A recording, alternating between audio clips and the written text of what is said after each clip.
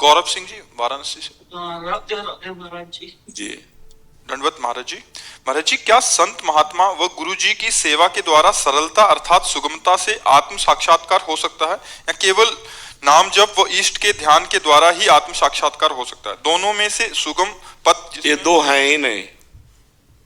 गुरु अगर अपनी सेवा में, शरीर सेवा में लगे हैं तो हमें फिर अन्य कोई साधन की तरफ देखना नहीं है। अगर गुरु की आज्ञा है कि आप नाम जप करो, आप वाणी पाठ करो, आप समाज सेवा में रहो, तो हम गुरु की ही सेवा में हर समय चाहे जहां रहें अपने गुरु की सेवा में है, क्योंकि हम गुरु वाणी के अनुसार चल रहे हैं। गुरु वाणी का आदेश है नाम जप करो, साधु सेवा करो, सब समाज में रमा हुआ कण कण में जो राम है उसी को देखो। तो हम गुरु की ही तो सेवा कर रहे हैं, हम अपने गुरु की ही तो आज्ञा का पालन कर रहे हैं। सेवा का मतलब केवल हाथ पैर दबाना नहीं है। सेवा का मतलब है गुरु के वचन। अगर वो कह रहे हैं कि हमारे हाथ पैर दबाओ, तो फिर हमें और कोई भजन की जरूरत नहीं, उस समय हम उनकी आज्ञा पे तत्पर हैं। अगर वो कह रहे हैं जाओ दूर गेट पे खड़े हो जाओ, वहां तो हम खड़े हैं, तो हम गुरु की सेवा में खड़े हैं। जाओ पादुका सबकी साफ करो, तो हम बिल्कुल गुरु की पादुका साफ कर रहे हैं, गुरु सेवा में है। ऐसा जो भाव रखता है वो गुरु सेवक कहलाता है। पूरा विश्व हमारे गुरु का है, और जहां हमें सेवा दे दी, जैसे हम अपने परिवार की सेवा करते, तो हम गुरु की सेवा कर रहे हैं, उनकी आज्ञा के अनुसार चले। कुछ लोगों ने ऐसा केवल समझा कि उनके कपड़े धो देना, उनके पैर दबा देना, उनको रोटी खिला देना, यही सेवा है। हम कह रहे हैं ये सेवा का एक अंग है।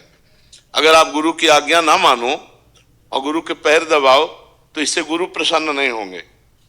वो जो कह रहे हैं वो बात मानो, बस उनकी आज्ञा। हम तो इतना समझा है कि आज्ञा अपने साहब की पालन करे, इससे बड़ी कोई सेवा नहीं। अगर साहब दूर देश में हमको रखते हैं तो भी हमारे पास ही साहब हैं, और अगर साहब के नजदीक है उनकी आज्ञा को उल्लंघन करते तो बहुत दूर हो, साहब को नहीं पहचान पाओगे, अपने प्रभु को नहीं पहचान पाओगे। समझ पाए बच्चा?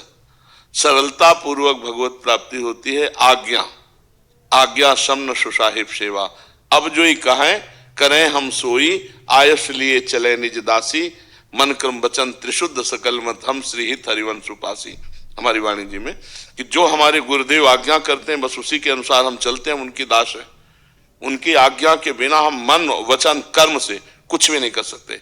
हम मन से वही सोचेंगे जो गुरु आज्ञा है, वाणी से वही बोलेंगे जो गुरु आज्ञा है, शरीर से वही करेंगे जो गुरु आज्ञा है। हो गया, वो परमेश्वर को प्राप्त हो जाएगा, परमात्मा को प्राप्त हो जाएगा। गुरु चरण रज क्या है? उनकी दासता। उनकी दासता क्या है? उनके वचन जो उन्होंने आज्ञा करी, ये बात समझना होगा। जैसे अपने यहाँ गुरुजनों ने कहा ग्रंथ साहब को ही गुरु माना जाए, तो ऐसे ही जितने हमारे गुरुदेव हैं उनकी वाणी ही हमारा मार्गदर्शन है, वही हमारी गुरु सेवा है। अगर ये बात ना मानी तो मुझे लगता है इन सब बाहरी बातों से वो बात नहीं आती जो आनी चाहिए। गुरु वही है जो सब में परमात्मा को देखता है, सब में परमात्मा को देखता है। देखो ना, मारने वालों में भी वो अपने प्रभु को देख रहे हैं। आपको बात माननी पड़ेगी, आपको चलना पड़ेगा, आपको भजन करना पड़ेगा, गंदी बातें छोड़नी पड़ेंगी, गंदा भोजन छोड़ना पड़ेगा, अच्छे आचरण में आओगे तब बात बनेगी। तब कहा जाता है गुरु कृपा वाहे गुरु बहुत कृपा। हम श्रद्धा और विश्वास का ये व्यवहार दिखाते हैं।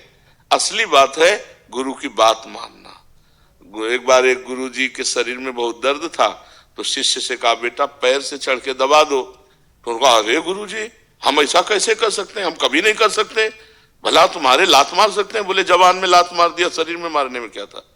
जब आज्ञा पे लात मार दिया, शरीर पे क्या था? अच्छा, दूसरी बात, शिष्य का शरीर समर्पित है गुरु को। अगर गुरु जी कह रहे हैं पैर से चढ़ के दबा दो, तुरंत चढ़ जाते हैं हम, उनको सुख मिलेगा। उनको सुख मिले तो उनका जीवन है, उनके लिए जीवन है। पर यह बात समझना थोड़ा कठिन होता है। तो हमें लगता है कि गुरु आज्ञा का पालन करे, यही गुरु सेवा, इससे बढ़कर कोई सेवा नहीं है। जरूरत है गुरु को आज्ञा कर देते हैं कि हमारे चरण दबाओ तो दबा देते हैं, नहीं तो जो हुक्म है उसके अनुसार हम चलते हैं। हमारा जीवन गुरु आज्ञा पे है तो हम गुरु सेवा में हैं। समझ पाए बच्चा?